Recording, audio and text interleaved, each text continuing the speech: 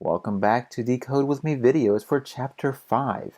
In this video, we'll be specifically covering Activity 5.7, dealing with hot linking and targeting.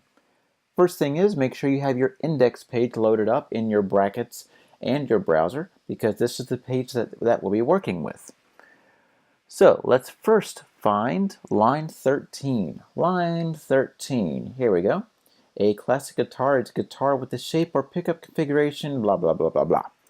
The first thing we're going to do is we're going to wrap the bolded phrase, classic guitar, right here, hence the bolded phrase, in an anchor element that links to the Wikipedia article about the electric guitar. So, the best thing we're going to do is wrap everything, including the bold tags, inside of the anchor tag. Hey, whoops, whoa, what happened?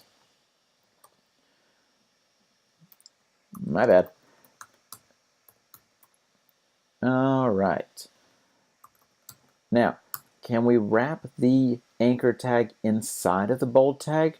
You can, but in this case, this makes sure that everything inside of the anchor tag is included.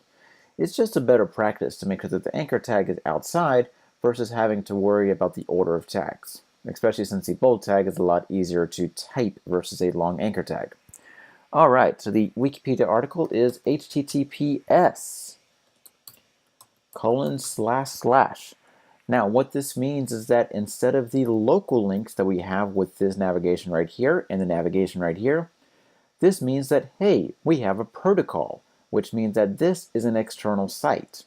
The browser will automatically process this as an external site and not try to find something on the local server or local folder that has the file name of what we're trying to load.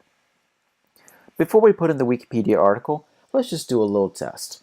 Let's just say Google, just to try it out.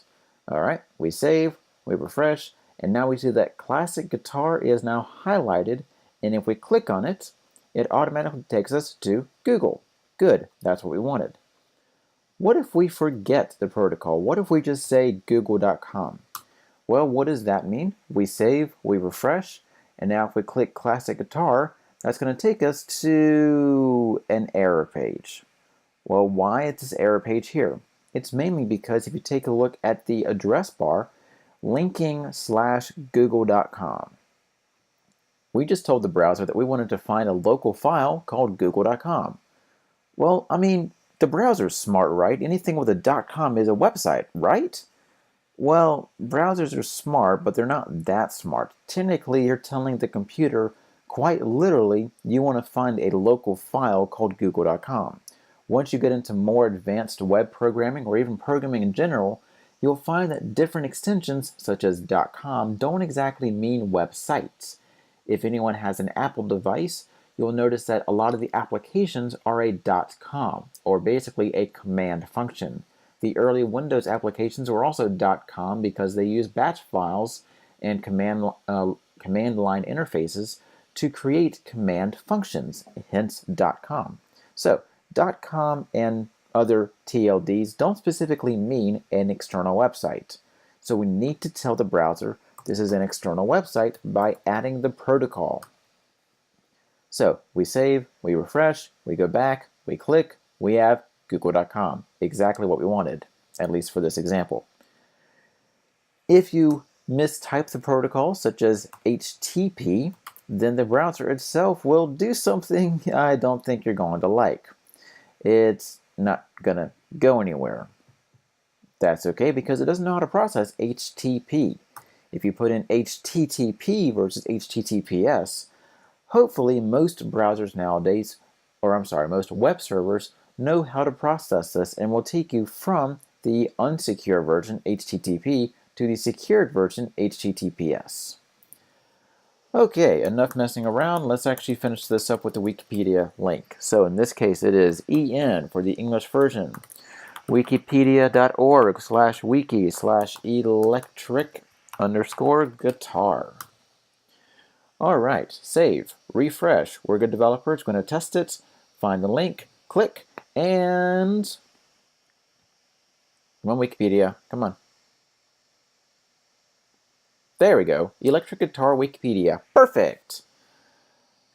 Just to give you an example of what happens if we take away the protocol or we just don't type it at all, we save, we refresh, and we click on it, and now the browser's trying to find something that is called en.wikipedia.org/wiki/electric guitar, which doesn't exist. So always make sure to have the protocol if you're going to load an external site.